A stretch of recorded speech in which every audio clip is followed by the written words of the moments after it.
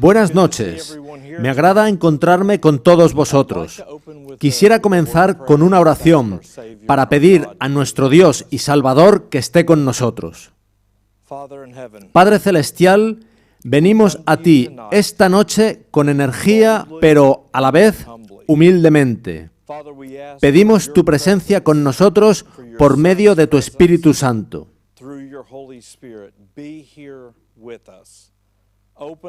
Abre nuestros ojos para que podamos ver tu gloria y nuestros oídos para que podamos oír solo tu voz. Padre, pedimos por estas instalaciones, por todos los equipos y por toda persona que se encuentra aquí. Pedimos sobre nosotros la sangre derramada de Jesucristo. Y Padre, pedimos que tus santos y poderosos ángeles sujeten a todos los poderes de las tinieblas. Que ningún incrédulo pueda decir, ¿dónde está vuestro Dios? Gracias por oírnos y por respondernos. En el poderoso nombre de Jesús. Amén.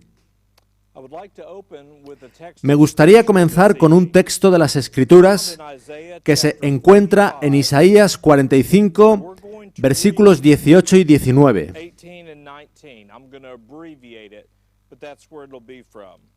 Dice así: porque así dijo Jehová, que creó los cielos. Él es Dios, el que formó la tierra, el que la hizo y la compuso. No la creó en vano, para que fuese habitada la creó. Yo soy Jehová, y no hay otro. No hablé en secreto, en un lugar oscuro de la tierra. No dije a la descendencia de Jacob, en vano me buscáis. Yo soy Jehová, que hablo justicia, que anuncio rectitud.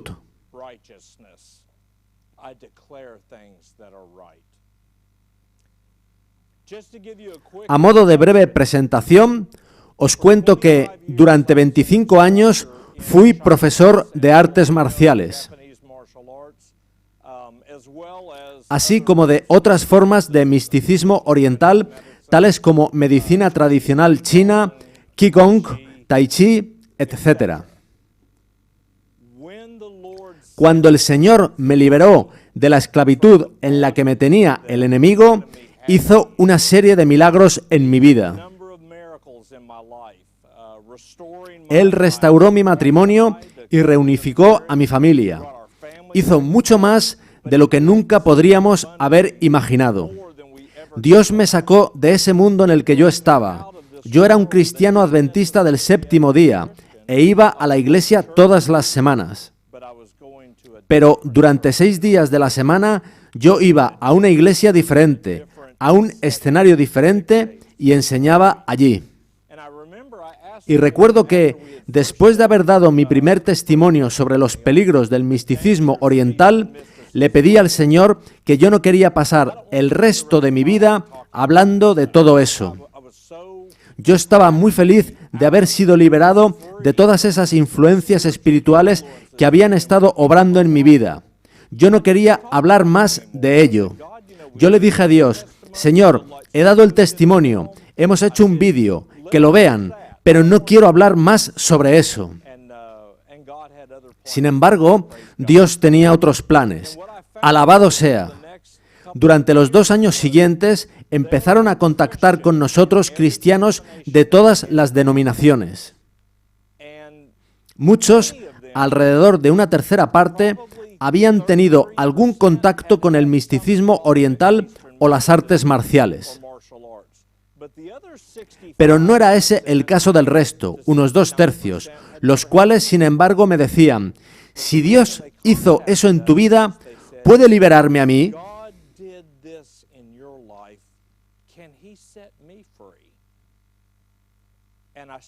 Y empecé a darme cuenta de que el propósito que Dios tenía no se limitaba a revelar una serie de hechos. Dios quería dar liberación a todo prisionero del pecado. A los cristianos adventistas del séptimo día se nos conoce como el pueblo del libro. Sin embargo, la sierva del Señor dice que prácticamente estamos repitiendo la historia de la iglesia de los judíos en los tiempos de Cristo. Muchos de ellos tenían un conocimiento teórico, conocían los hechos, conocían los estudios bíblicos, el estado de los muertos, la salud, el diezmo, el santuario, etc. Pero no sabían por experiencia personal de la presencia ni del poder de Dios en sus vidas.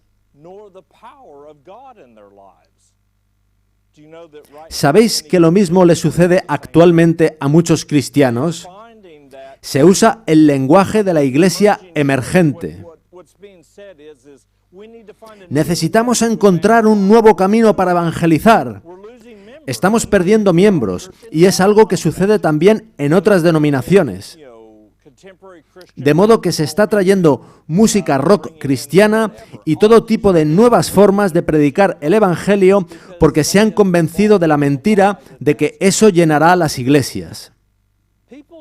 La gente no necesita un nuevo evangelio, sino el poder de Dios en sus vidas. Eso es lo que queremos revelar aquí. Cuando fui liberado de aquello en lo que yo estaba envuelto, no tenía ni idea de que eso sería de lo que Dios querría que yo estuviese hablando 10 años después. En los últimos años se está hablando bastante de la iglesia emergente y de la formación espiritual. Pero a menudo focalizamos en lo malo. Identificamos el peligro de los Illuminati o los jesuitas y sabemos qué es la marca de la bestia. Conocemos hechos. Sin embargo, muchas personas tienen hechos en su cabeza, pero su corazón no ha sido transformado. Y eso es de lo que Nicodemo le preguntaba a Jesús. Él sabía teoría, pero quería conocer el poder de Jesús en su vida. Eso es lo que la mayoría del cristianismo está buscando, y por eso Satanás está usando la formación espiritual como falsificación. Él sabe que las personas están secas, sus corazones están secos. Pero Dios dijo, ¿pueden vivir estos huesos secos? Sí, poniendo el Espíritu Santo en ellos. Satanás se propuso falsificar eso. Se propuso secarlos tanto que aceptarían para beber cualquier cosa, fuese genuina o no. Y eso es lo que está haciendo en la iglesia emergente por medio de la formación espiritual. En esta serie veremos estas cosas en mayor detalle. Esta noche pondremos los fundamentos, edificando sobre ellos los próximos días. Y cuando lleguemos al final y hayáis visto el poder de Dios, vuestros corazones arderán como nunca antes. Recordad que, primero, veremos la falsificación de ese poder de Dios.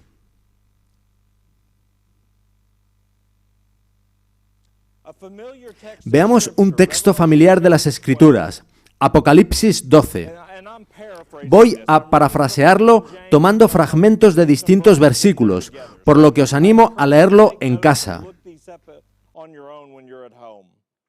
Dice así: y cuando vio el dragón que había sido arrojado a la tierra, persiguió a la mujer que había dado a luz al hijo varón. Y se le dieron a la mujer las 2 alas de la gran águila, para que volase de delante de la serpiente al desierto, a su lugar, donde es sustentada.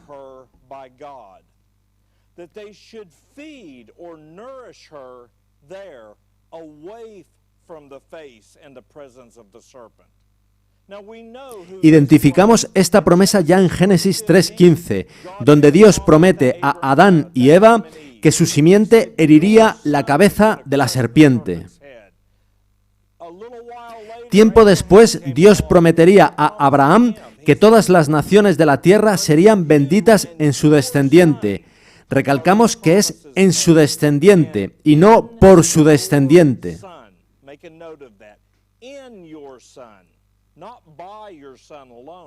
but in your Son will all the nations of the earth be blessed. Dios repitió la promesa al rey David cuando le dijo: yo levantaré después de ti a uno de tu linaje, el cual procederá de tus entrañas, y afirmaré su reino.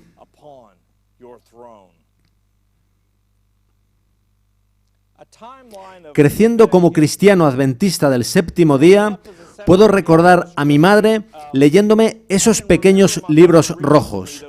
Aún conservo algunos de aquellos ejemplares. Pero para mí, aquellas cosas escritas por aquella ancianita llamada Ellen White estaban desconectadas del mundo real. Eran como fantasía. Sin embargo, cuando volví a ellos después de que el Señor me liberara, yo estaba asombrado por la evidencia histórica de lo que realmente tuvo lugar allá por el siglo XIX. Y cuando me puse a ensamblar estas verdades que el Señor reveló a Ellen White para que las compartiese con vosotros y conmigo, para mí cobraron vida.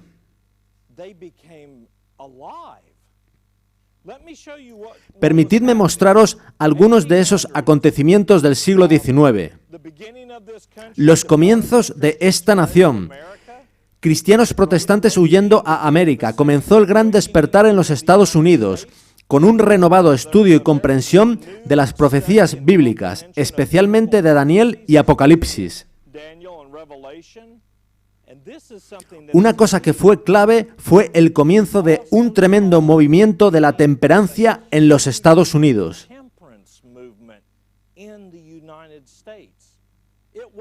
Y no fue solo entre los adventistas.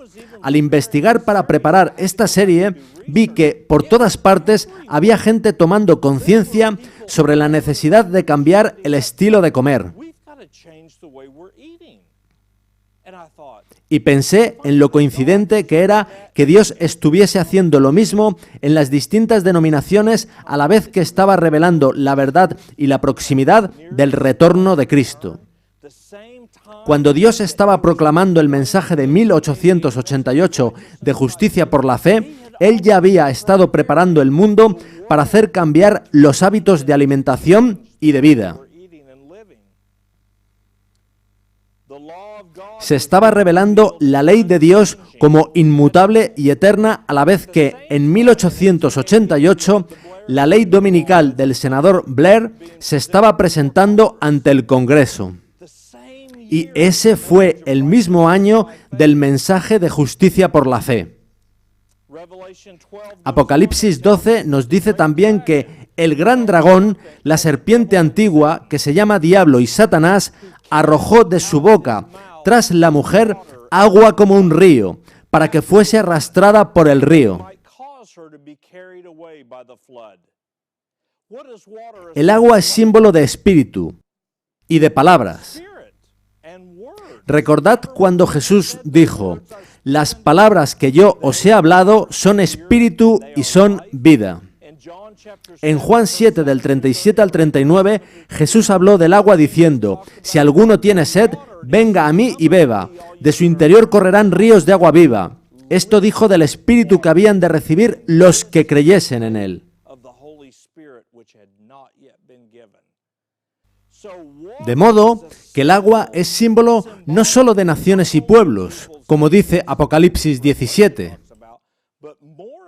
Aún más importante, el agua es símbolo, incluso en el Antiguo Testamento, de la palabra de Dios y de su espíritu que lleva esa palabra. Satanás trató de destruir a la mujer durante la Edad Media, pero ella escapó, de modo que pensó en arrojar sobre ella, como único medio para destruirla, un torrente de agua tal que diluyera la obra que Dios estaba tratando de hacer.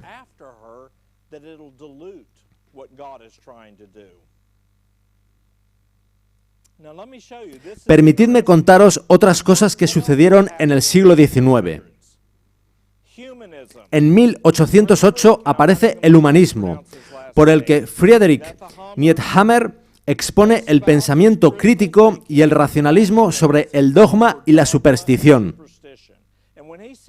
Y cuando él hablaba de superstición, se refería a la religión. Él consideraba que el cristianismo no era sino superstición. También surgió el deísmo, escribiendo Thomas Jefferson la Biblia Jefferson, llamada originalmente Vida y Moral de Jesús de Nazaret. Eso fue en 1820. Cuando escribió esta Biblia, Thomas Jefferson cortó literalmente fragmentos de los evangelios con unas tijeras e insertó otros en su lugar.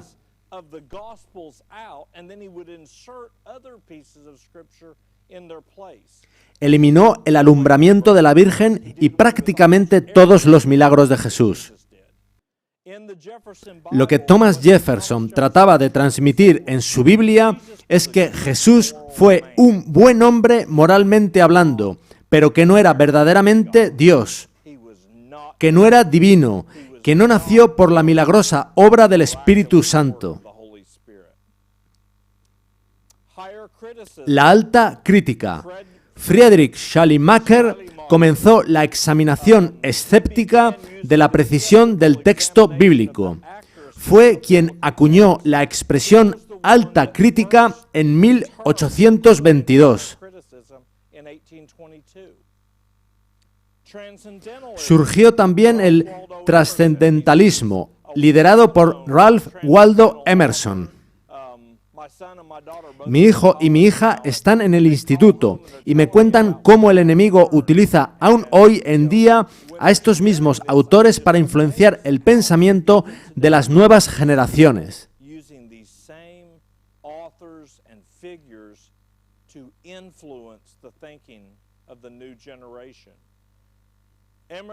Emerson fue fuertemente influenciado por unitarianismo e hinduismo. Me impactó muchísimo el comprobar en sus propios escritos la influencia del hinduismo en muchas de estas personas. En 1838, Emerson dio en Harvard el discurso de la Escuela de Divinidad, lo que sirvió para presentar el trascendentalismo ante la nación americana. También apareció el feminismo, y esto es muy esclarecedor. En cierta ocasión, escuché sobre el asunto al profesor Walter White.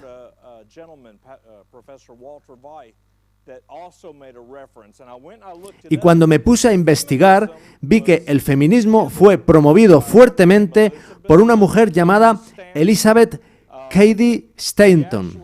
En 1848, ella firmó en Nueva York la Declaración de Derechos y Sentimientos. Y la mesa sobre la que se firmó había pertenecido anteriormente a un ocultista de alto rango.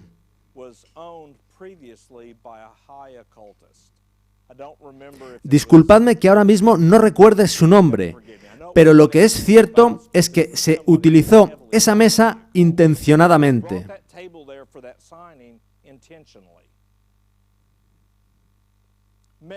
Otro asunto fue el mesmerismo. ¿A quiénes de vosotros os suena ese término? El mesmerismo era como se llamaba a lo que hoy en día conocemos por hipnosis. También se lo conocía como magnetismo animal. En realidad no tenía nada que ver con imanes, sino que Franz Mesmer creía que había una energía electromagnética que interactuaba con todo en la naturaleza.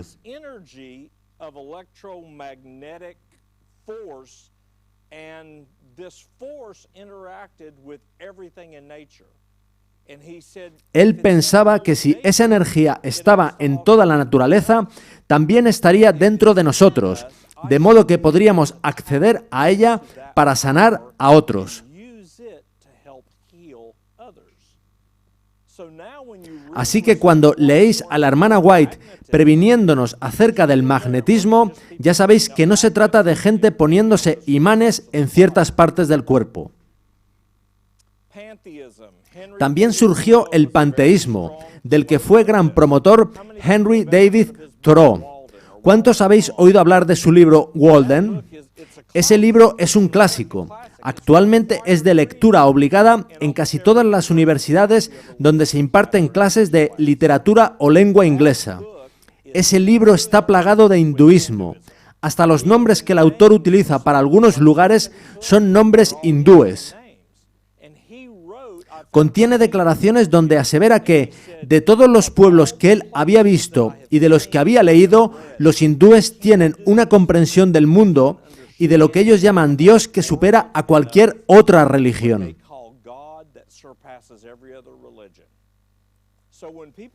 Hay gente que, inocentemente, piensa que leer este tipo de libros es inofensivo, pero no lo es. Ningún libro es inofensivo a menos que trate de cómo arreglar el cortacésped, cómo cambiar el aceite del coche o cosas parecidas. Si estás leyendo un libro que trata asuntos filosóficos, religiosos, espirituales o incluso políticos, normalmente hay un espíritu que está influenciando esa lectura. El libro Walden fue publicado por primera vez en 1854. También surgió el espiritismo, que es el estudio de la comunicación con entidades espirituales. Fue iniciado por un hombre llamado Allan Kardec. Él es el autor de una colección de libros conocida como La Codificación Espiritista, publicada en 1857. Y en 1859, Charles Darwin publicó por primera vez El origen de las especies. Son muchísimos eventos teniendo lugar en el siglo XIX. ¿Es casualidad? Os hago una pregunta. ¿De qué dice la Biblia que es señal el sábado? De que es el Señor quien nos santifica. No lo hacemos nosotros. Pero eso solo puede ser hecho por fe.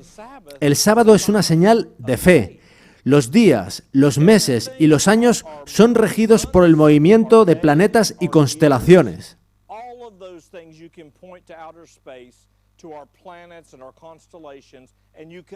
Su movimiento fija cuándo comienza un día, un mes o un año, pero no puede hacerse eso con el ciclo semanal. Es imposible.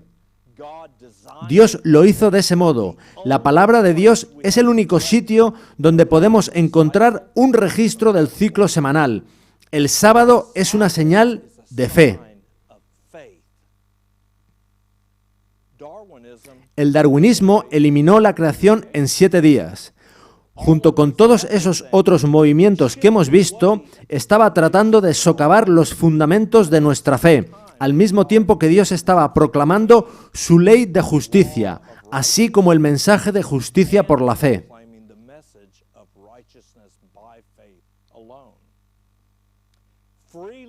También surgió el movimiento del amor libre. Tenéis ahí la imagen de Herbert Spencer, uno de los filósofos más reconocidos de su época y autor del libro Sistema de Filosofía Sintética, publicado en 1869.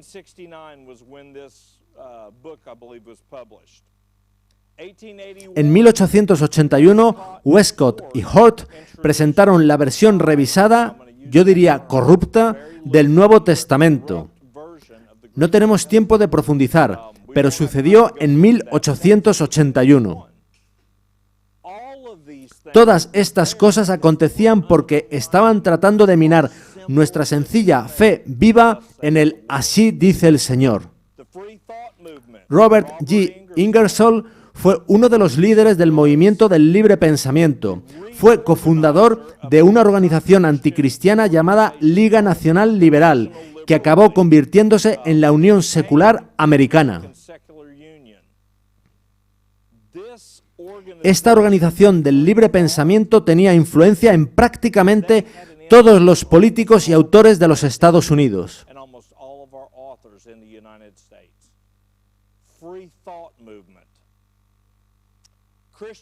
Otro movimiento fue el misticismo cristiano. ¿Cuántos habéis oído hablar de Edgar Cayce?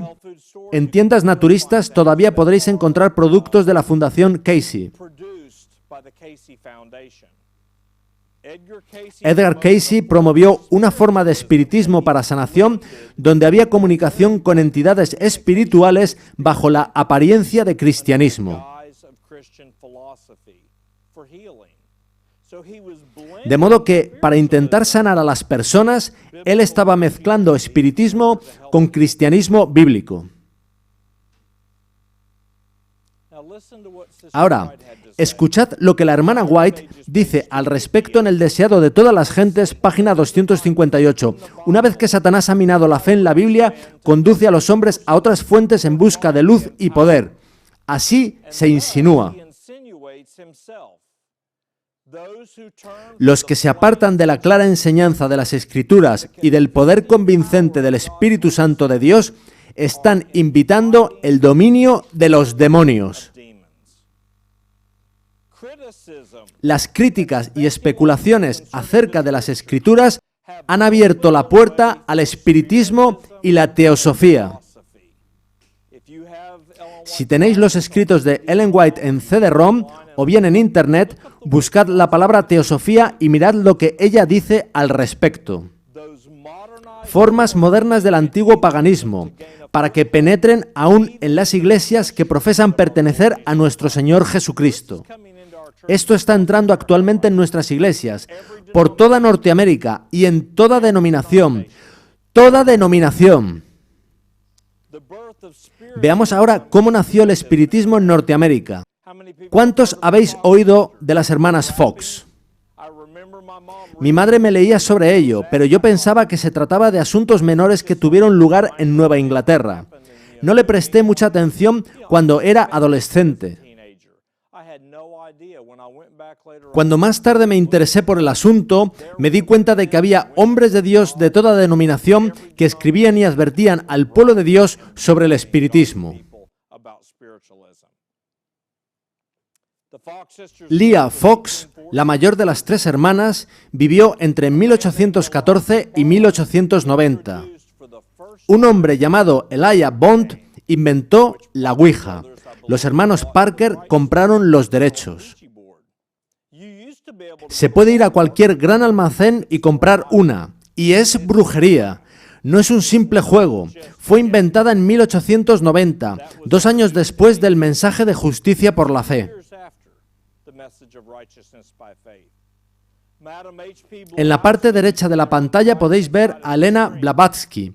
Vivió del 1831 al 1891, mientras la hermana White estaba advirtiendo al mundo acerca del espiritismo. Y también vivió en Nueva Inglaterra, como Ellen White, de modo que cuando la hermana White advertía tan fuertemente sobre el espiritismo, no era solo por algún sueño o visión, sino que estaba sucediendo ahí mismo.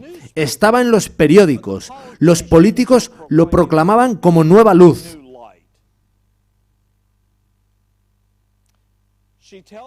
En el volumen 8 de los Testimonios, página 290, ella dice lo siguiente: vivimos en un siglo de grandes luces, pero mucho de aquello que es llamado luz es solo una puerta abierta a la sabiduría y a los artificios de Satanás. Se presentarán muchas cosas con apariencia de verdad. En 1 de Timoteo 6:20, la Biblia nos previene contra la falsamente llamada ciencia. ¿No es impresionante que hace 2000 años Dios ya sabía lo que iba a suceder?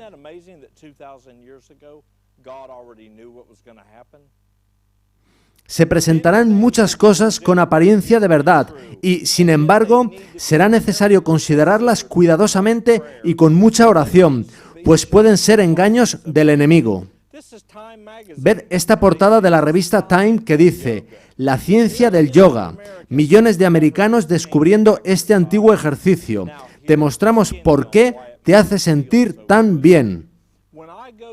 Cuando doy presentaciones en nuestras iglesias sobre yoga y artes marciales, normalmente pregunto a la congregación cuántos han tenido algún adiestramiento de autodefensa en artes marciales. De media, de 10 a 15% levantan la mano.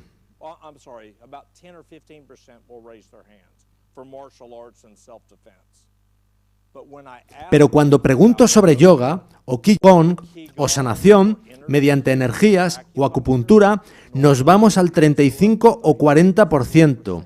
Estamos hablando de nuestras iglesias. Recientemente conocí en la costa este a un pastor, un hombre de Dios. Su mujer era encantadora, muy buena pareja.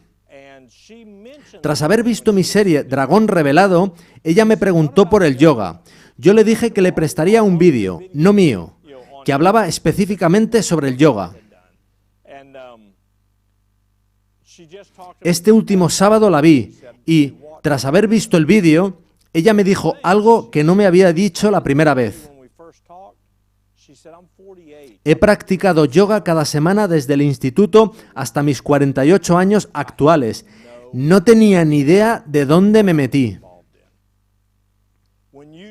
Cada postura del yoga, cada uno de sus estiramientos, es un símbolo de invocación a una entidad espiritual hindú para entrar en la vida de quien lo realiza, darle poder y hacerle sentir mejor.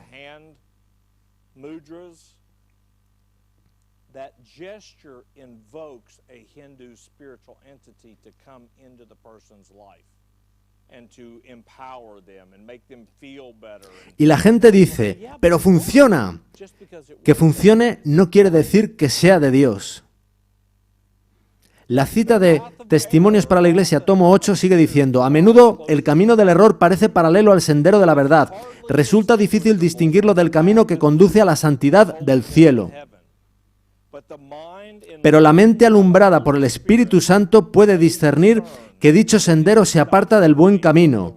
Después de cierto tiempo, los dos caminos se encuentran muy separados.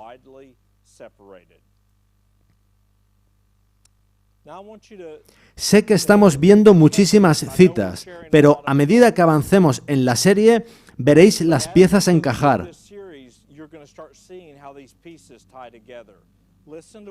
Fijaos en esta otra cita.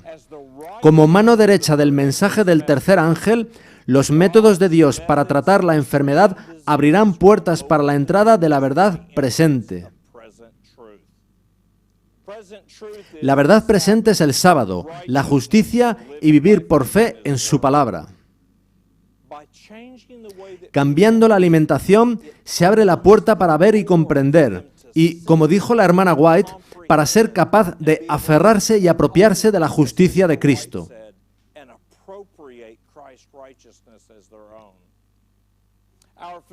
Nuestros médicos de Europa y de otras regiones deberían despertar a la necesidad de que hombres que sepan lo que hacen escriban obras sobre salud que puedan alcanzar a la gente allí donde se encuentran. Alcanzar a la gente allí donde se encuentran significa que si una persona ha estado comiendo cerdo toda su vida, no puedes darle todo el mensaje de salud en 30 minutos y pretender que lo cambie todo en un momento.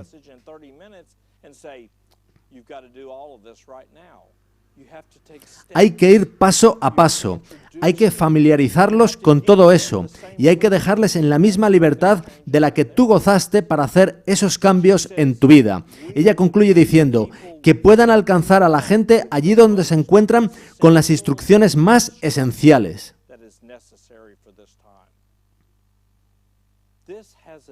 Esto tiene un efecto. El apetito fue el primer pecado que hizo caer a la humanidad. Yo solía pensar que el apetito se refiere solo a lo que como o a cuánto como, pero el apetito va más allá de lo relacionado con el estómago. A la hermana White le fue mostrada una lista de pecados que condenarían a las personas en el día final.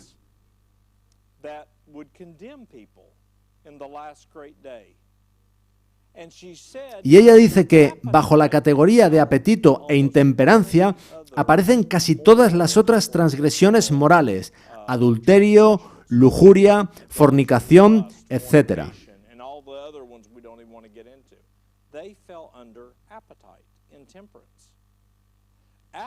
El apetito es algo que sucede en la mente, no en el estómago.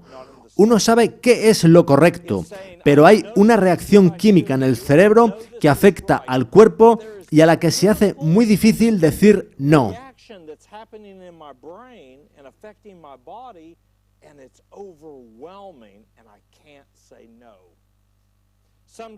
A veces oigo a gente contar que quieren dejar el café o el tabaco y que su pastor les dice que simplemente tienen que ejercitar más fuerza de voluntad. And I go to my pastor and they're like, look, you're just going to have to exercise more willpower. I think, Creo que no pensamos en lo que hay por detrás. Si le digo a un alcohólico por la calle que tiene que ejercitar su fuerza de voluntad, él posiblemente me diría, si fuese tan sencillo, no necesitaría a tu Jesús. if it was just willpower, one person will get the victory. Hay personas que obtienen la victoria en un día y otros están luchando 10 años. ¿Cuál es la diferencia? ¿Somos salvados por fuerza de voluntad? There has to be more. Tiene que haber más. Cristo tiene que venir y tomar posesión de su templo y expulsar todo demonio y cambiarnos y traer en cautividad todos nuestros pensamientos. Out and bring into captivity all of our thoughts and the way that we feel. Cristo ha de cambiar cómo nos sentimos, nuestras reacciones químicas. Él ha de tomar posesión de su templo. Some of our brethren Algunos de nuestros hermanos han expresado temores de que nos ocupemos demasiado del tema de la justificación por la fe, pero espero y oro para que nadie se alarme innecesariamente. but I hope and pray that none will be needlessly alarmed. If there had not Si no hubiera habido negligencia en lo pasado en cuanto a la debida enseñanza del pueblo de Dios, no habría necesidad de llamar especialmente la atención a esto. special attention to it. To properly instruct Para ser debidamente enseñados, hay que apropiarse de las promesas de Dios como propias, as your own. Not as something that in the no como algo que un día, en el futuro, Jesús va a darte. Cuando Jesús murió, yo estaba muriendo en Él, ¿verdad? right? I am crucified Con Cristo estoy juntamente crucificado, y ya no vivo yo, mas vive Cristo en mí. 2,000 years. Cristo murió hace 2000 años. If you were Si estabas en Él cuando murió, tú estás muerto, como dijo Pablo, y tu vida está escondida con Cristo en Dios. Christ in God, we have to Y hemos de apropiarnos no solo de su muerte, sino también de su resurrección, not only his y también de todas las victorias que Él consiguió. victory that he gained. You have to Tenéis que saberlo, y yo también. Yo estaba en Él. show you the quotes. Y durante la semana os mostraré las citas de las Escrituras y del Espíritu de profecía. Estabais en Él cuando Cristo consiguió esas victorias. De modo que no he de decir al Señor, dame victoria sobre esta tentación. What he does when I ¿Sabéis lo que dice Él cuando yo hago eso? Él dice, Eric, yo ya te di la victoria. ¿Cuándo vas a darme las gracias, ponerte en pie y caminar en ella? my son, I Mi hijo es más joven que mi hija. Él tiene ahora 18 años. Cuando iba al instituto, él iba a toda velocidad por la mañana para no llegar tarde. rushing to get out the door in the morning, and he would come down A veces me decía, papá, solo me quedan 15 minutos para irme. Necesito mi almuerzo para hoy. for today, and he would be running Subía apresuradamente las escaleras y yo le decía desde abajo que el almuerzo estaba listo en la puerta.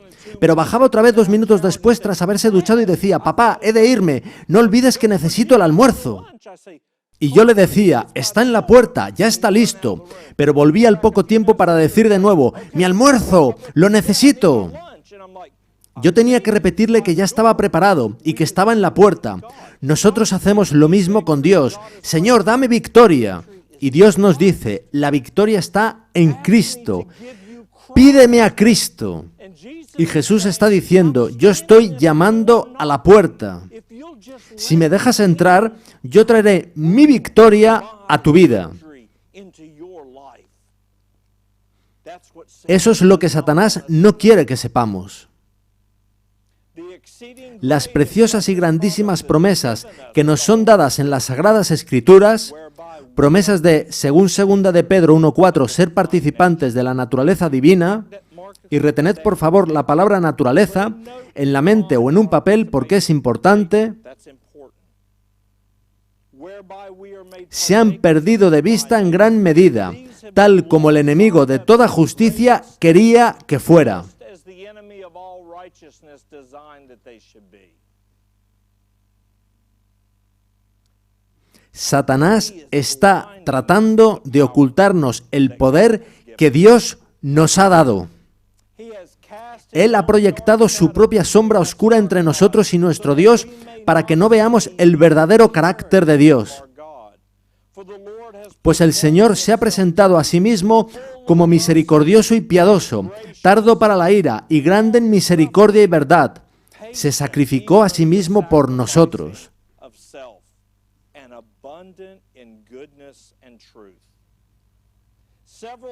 Varios me han escrito preguntándome si el mensaje de la justificación por la fe es el mensaje del tercer ángel, y he contestado, es el mensaje del tercer ángel en verdad.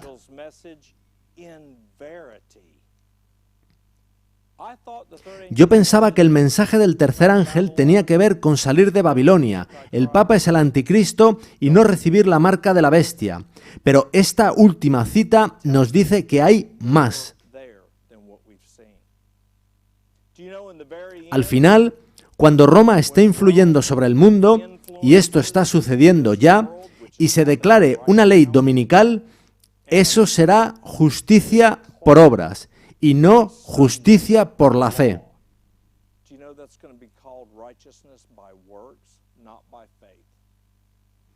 Es lo mismo a lo que Satanás ha estado tratando de conducir a los hombres desde el mismísimo comienzo. Cuando estábamos al pie del monte Sinaí, Dios proclamó su ley, y Ellen White dice que cada mandamiento es una promesa. La Educación, página 126. Cada mandamiento es una promesa, pero después de que Dios proclamara esas promesas, ¿sabéis qué hicieron los hombres? Dijeron, haremos todas las cosas que Jehová ha dicho. Éxodo 24, 7. Pero lo que Dios dice es que Él hará todo lo que ha prometido si nos entregamos a Él, si le permitimos obrar en nosotros. Por toda la Biblia, las palabras justificación y justificado apelan a declarar y hacer inocente, justo, limpio, santo y perfecto. Eso significa ser justificado.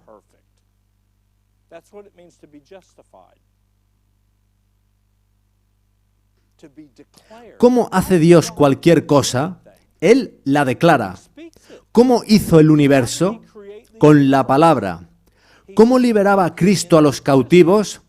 Declarando su libertad.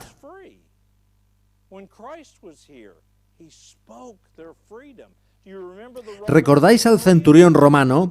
Jesús se ofreció a ir a su casa y sanar al criado. El centurión no era adventista del séptimo día, ni siquiera era hebreo. Sin embargo dijo, solamente di la palabra y mi criado sanará. Jesús se maravilló y dijo a los que le seguían, de cierto os digo que ni aun en Israel he hallado tanta fe. Si queréis salir incólumes del tiempo de angustia, debéis conocer a Cristo y apropiaros del don de su justicia, la cual imputa al pecador arrepentido.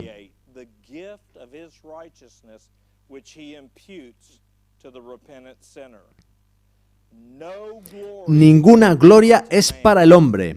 Toda ayuda y gloria humana son inútiles, pues la verdad, tal y como es en Jesús, es el único agente disponible por el que el hombre puede salvarse.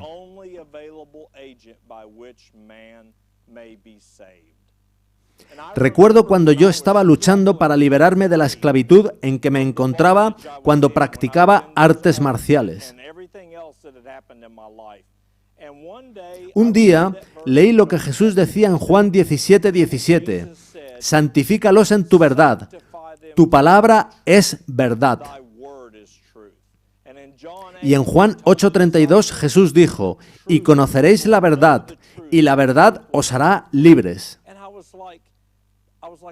Yo, que había nacido en una familia adventista del séptimo día, no sabía qué querían decir estos dos versículos.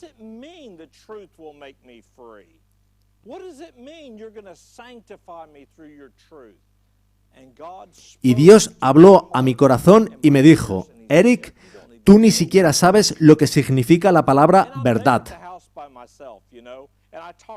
Yo le estaba hablando a Dios en voz alta, porque aunque Él pueda leer mi pensamiento, a mí me gusta hacerlo así, como hacía Enoc. Miré hacia el cielo y dije, claro que sé lo que significa verdad, significa doctrina correcta. Pero Dios insistió, Eric, tú ni siquiera sabes lo que significa la palabra verdad. Entonces fui a mi concordancia electrónica y busqué la palabra. ¿Sabéis lo que significa? Significa certeza infalible. Tu palabra es verdad, no puede fallar. Eso dice en Isaías 55:11. Así será mi palabra, que sale de mi boca, no volverá a mí vacía. Cuando mi esposa y yo nos divorciamos, estuvimos separados 5 años. Legalmente fue firmado por un juez. Mi esposa iba a la iglesia los sábados y, tras 2 años, la gente le decía, Sara, tienes que rehacer tu vida. Tu marido se ha ido, no va a volver, tus hijos están sufriendo, olvídate de él.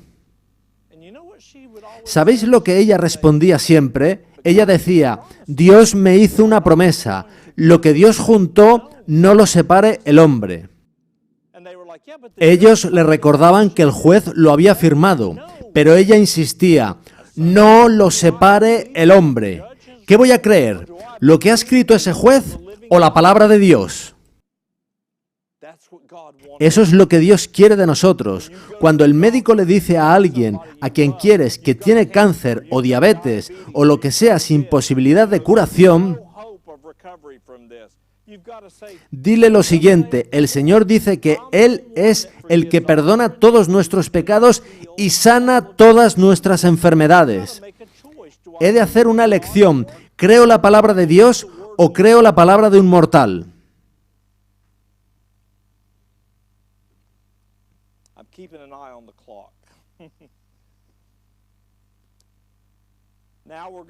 Ahora vamos a ir viendo por qué es importante todo esto. El doctor John Harvey Kellogg fue un miembro honorable del Consejo de Salud del Estado de Michigan de 1878 a 1891. También fue autor de más de 50 libros y cientos de artículos sobre salud. Fue el creador de los cereales cornflakes, sustitutos de la proteína de la carne, leche de soja enriquecida acidófila y un singular proceso de fabricación de mantequilla de cacahuete con cacahuetes cocidos en vez de tostados.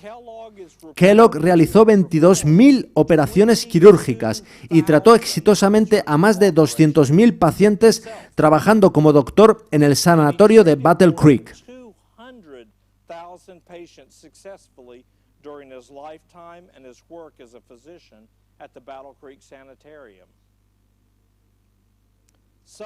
Kellogg trató, entre otros, a William H. Taft, Percy Granger, Amelia Earhart, George Bernard Shaw, Johnny Weissmuller, Henry Ford, fundador de la compañía de automóviles Ford, Thomas Edison, John D. Rockefeller, Harvey Firestone, J.C. Penney, Sojourner Truth, C.W. Byron, Warren G. Harding y Booker T. Washington. Él fue conocido en el mundo entero por la bendición que Dios puso sobre él.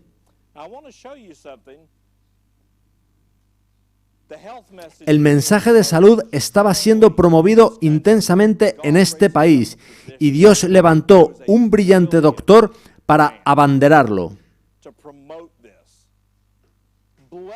Le bendijo más allá de toda medida con conocimiento sobre cómo hacer el trabajo médico, sobre cómo tratar al enfermo, y eso le dio fama mundial.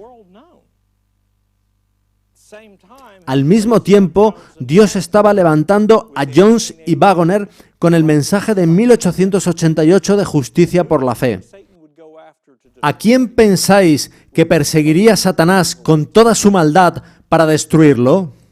Satanás quería destruir el mensaje de salud, pues en caso contrario, el pueblo de Dios comenzaría a comprender la espiritualidad de la ley y la justicia por la fe. Satanás atacó después el mensaje de justicia por la fe. Por eso separó a Ellen White, A.T. Jones y E.J. Waggoner.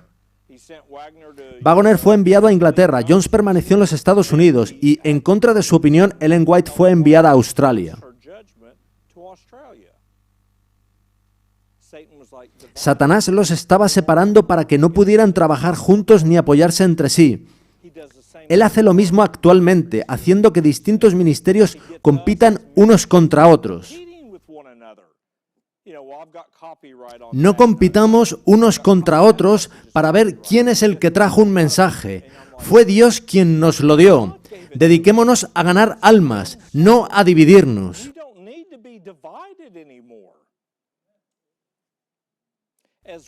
En medio de todo aquello, el Dr. Kellogg escribió y publicó uno de los libros más polémicos jamás escritos sobre salud y espiritualidad en el siglo XX.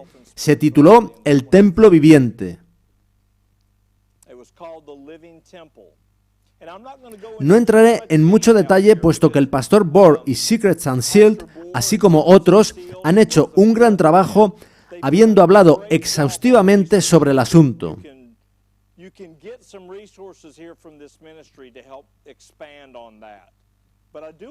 Pero sí quisiera mostraros alguna cita de Ellen White. No seáis engañados. Muchos se apartarán de la fe prestando atención a espíritus engañadores y a doctrinas de demonios. Tenemos ahora delante de nosotros el alfa de ese peligro, el peligro de prestar atención a espíritus engañadores. La omega será de una naturaleza asombrosísima.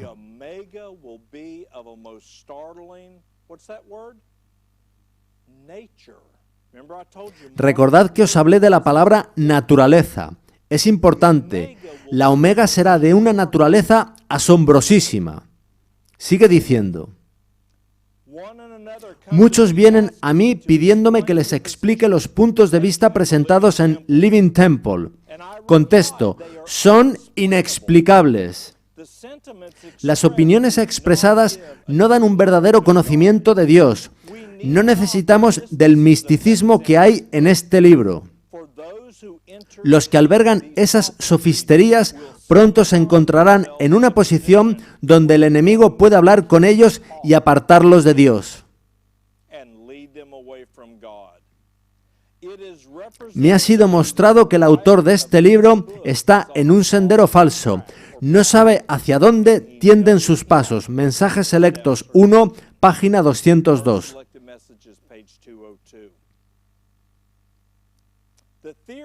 La teoría de que Dios es una esencia que impregna toda la naturaleza es aceptada por muchos de los que profesan creer las Escrituras, pero por muy ataviada que vaya esta teoría, es un engaño muy peligroso.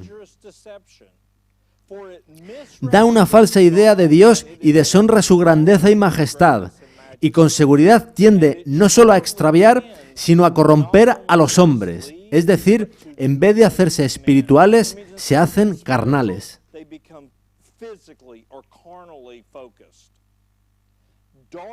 Las tinieblas son su elemento y la sensualidad su ambiente. Por eso a la iglesia emergente le interesa, más que la doctrina, la conversación, el diálogo. Le interesa cómo te sientes y no lo que dice la palabra.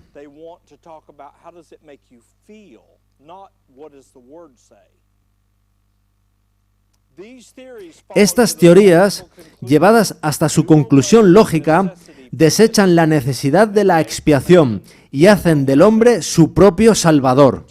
Ellen White da en sus escritos la definición de la palabra expiación, que es en una mente.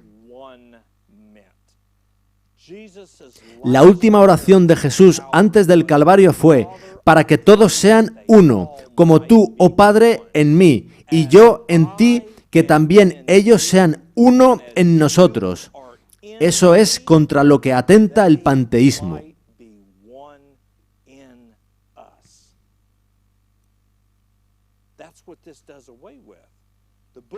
En la pantalla podéis ver un libro titulado Construyendo el Templo Viviente, un manual para masones. Fue publicado recientemente, alrededor de 2015.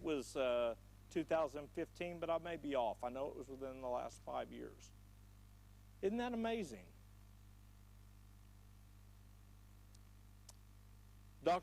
El primer acercamiento del Dr. Kellogg al espiritismo y al panteísmo vino cuando él tenía 21 años, al inscribirse él y su hermano en un curso de 6 meses bajo la instrucción de un médico llamado Russell T. Troll, director del Instituto Higioterapéutico de Nueva York.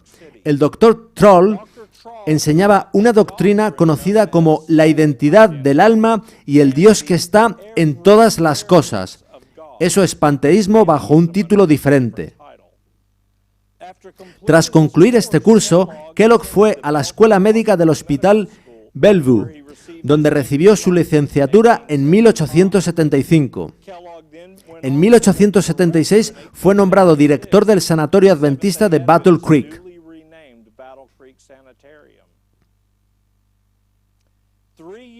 3 años después, en 1879, Kellogg se casó con una de las enfermeras del sanatorio llamada Ella Ervila Eaton, quien había recibido su graduación en el Alfred Center de Nueva York en 1872. Tras su matrimonio, ella continuó sus estudios, obteniendo un máster en 1885. A pesar de su matrimonio con John Harvey Kellogg, ella optó por permanecer como miembro de los Bautistas del Séptimo Día, denominación en la que había crecido.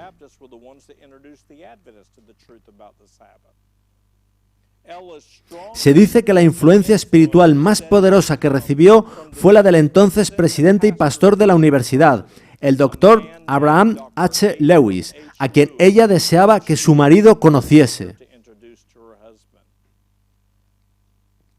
Así es como la influencia del panteísmo comenzó realmente a introducirse en el adventismo. Y en la siguiente presentación profundizaremos más y mostraremos cómo comenzaron a desarrollarse las raíces de todo esto. Lo que vemos actualmente es el fruto. Hemos visto lo que se estaba gestando en el siglo XIX, lo cual no era coincidencia. Todas esas personas estaban enredadas en el hinduismo y en el espiritismo. Es por medio de esas obras como Satanás se propuso hacernos dudar de la palabra de Dios, asumiendo que, aunque diga una cosa, debe querer decir otra. Y tan pronto como dejamos de creer lo que dice la palabra de Dios, perdemos todo el poder. Terminemos con una oración. Padre Celestial, te damos gracias por tu palabra, la cual no puede fallar. Te damos gracias por tu palabra, la cual fue hecha carne, nuestro Señor, nuestro Salvador y nuestro Rey Jesucristo.